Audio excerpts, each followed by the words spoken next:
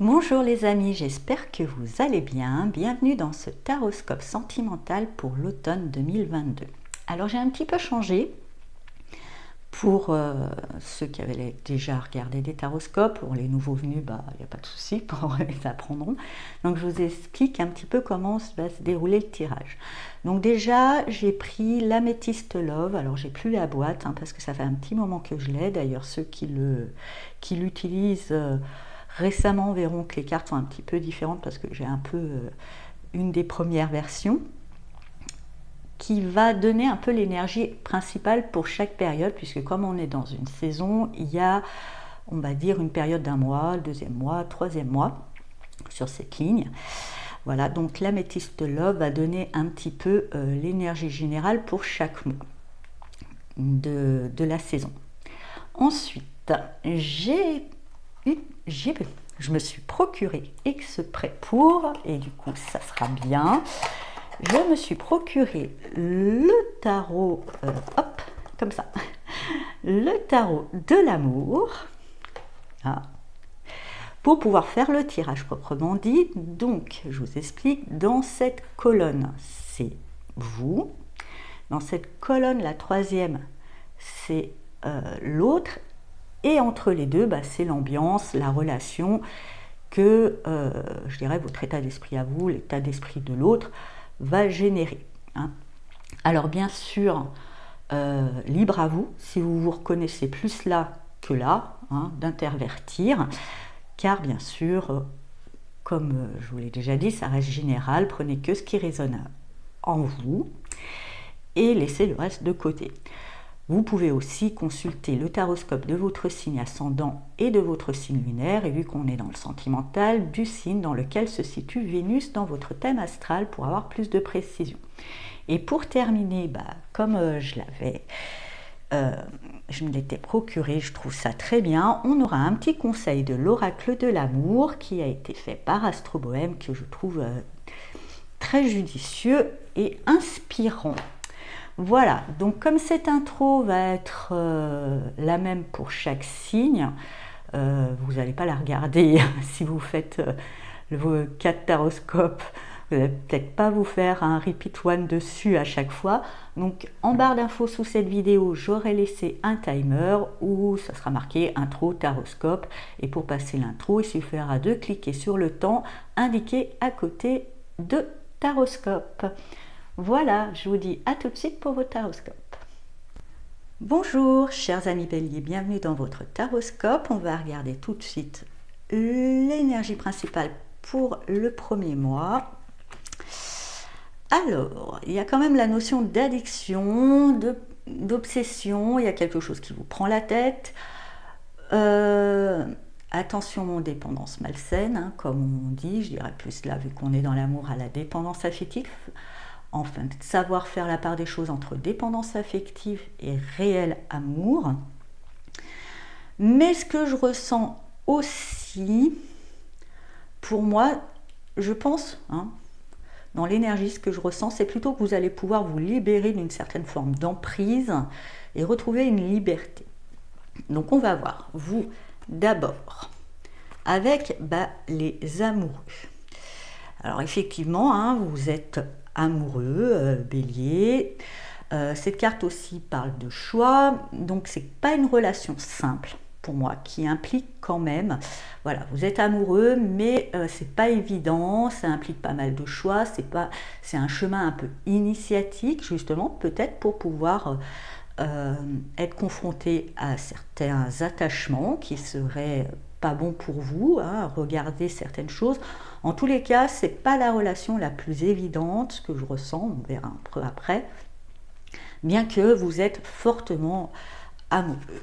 Donc en face de vous, avec, alors le fleur pour eux c'est les coupes, le 7 de fleurs, il y a quelqu'un où pour les célibataires on va dire une atmosphère où les possibles rencontres que vous faites, l'environnement. Mais en face de vous, il y a plein de promesses quand même, pas mal de quelqu'un qui est peut-être pas mal rêveur, qui fait pas mal de promesses, qui a un grand enthousiasme, peut-être un peu trop, tout n'est pas réaliste.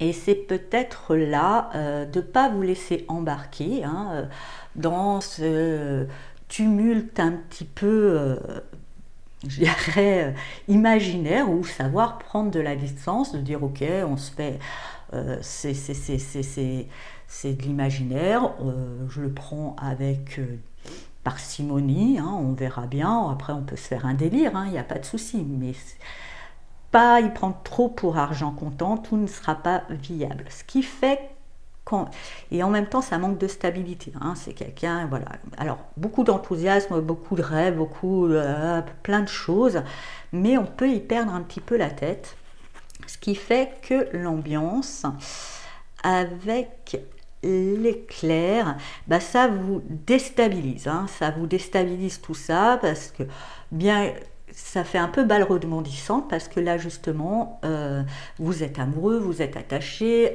l'autre vous promet monts et merveilles, mais un coup il vous promet rouge, après il vous promet bleu, après ça vous promet violet, donc à chaque fois oui allez je vais dans le bleu, non mais non pas bleu, en fait rouge, violet. Donc là, même si effectivement il y a un côté chez vous assez volontaire, vous n'hésitez pas à vous dire allez ok on y va, prenez le temps avant de prendre cette décision, parce qu'effectivement ça vous déstabilise.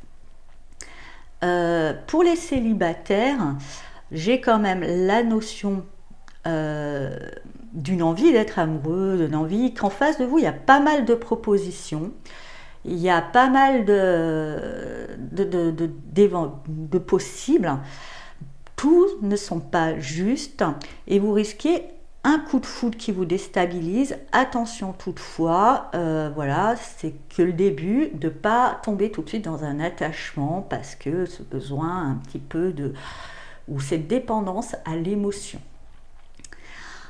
Alors ensuite, en deuxième période, il y a un petit moment de pause, ou une forme de ralentissement, pour moi, justement peut-être pour prendre conscience que là vous étiez un petit peu parti dans tous les sens, que justement vous étiez dans la déstabilisation. Il faut un petit peu que l'autre en face de vous peut-être canalise un petit peu cet imaginaire pour être un petit peu plus lucide, et vous peut-être cet attachement ou autre, ou cette déstabilisation, voilà, remettre un petit peu d'ancrage, de stabilité. On va regarder. Alors pour vous, avec l'âme sœur, ce qui correspond au monde. Bon, pour vous, vous êtes amoureux, vous êtes persuadé, c'est bon, c'est votre hôte, même s'il y a un moment de pause pour pouvoir retrouver ses esprits, c'est pas gênant. C'est pas gênant, parce que quand on est dans la foi et quand on est dans la certitude, rien ne peut remettre en question ce que l'on ressent. En face, avec le 8 de fleurs, alors, il y a deux possibilités, parce que j'entends deux choses. Donc, je vais vous dire, donc en face de vous, vous êtes dans cette phase de pause, l'autre, parce que peut-être un petit peu vexé, que vous avez été déstabilisé par tous ces côtés un peu balles rebondissantes, ce que j'ai ressenti au départ, aura envie de prendre un peu le large, de prendre une distance. Je sens quand même quelqu'un en face de vous assez instable, quand même.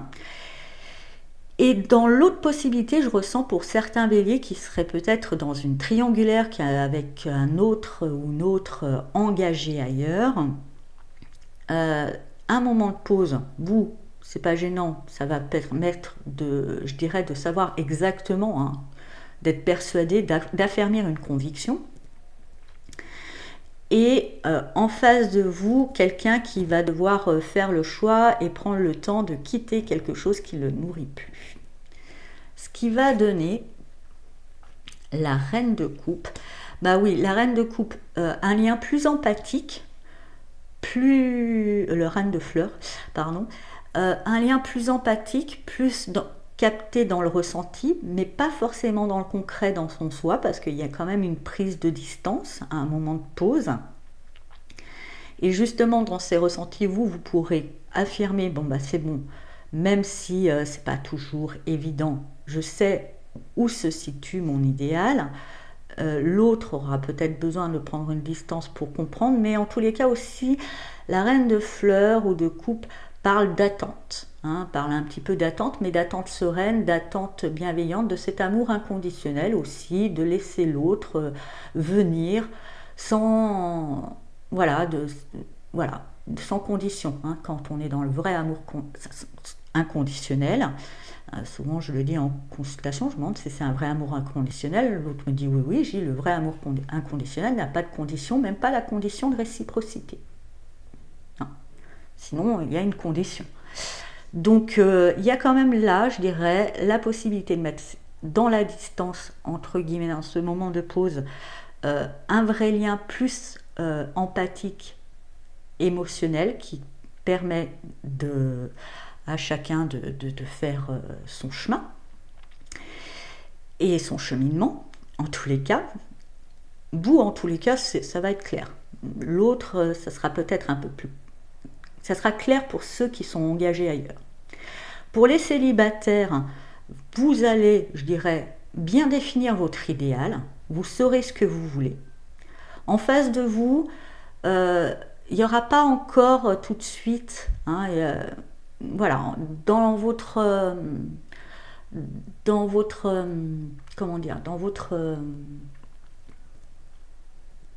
environnement, il n'y aura pas tout de suite, je dirais, la personne qui cadre avec votre idéal, mais vous restez sereine sur le fait que ça viendra le moment venu et que vous allez cette fois-ci, parce que vous êtes dans cette certitude, vous savez exactement ce que vous voulez, vous serez dans cette patience, je dirais, confiante que quand ça sera le moment, ça arrivera. Donc, et bien relié à votre cœur, à votre idéal, et pas forcément le remettre en question ou essayer de le faire cadrer à une réalité qui ne lui correspond pas.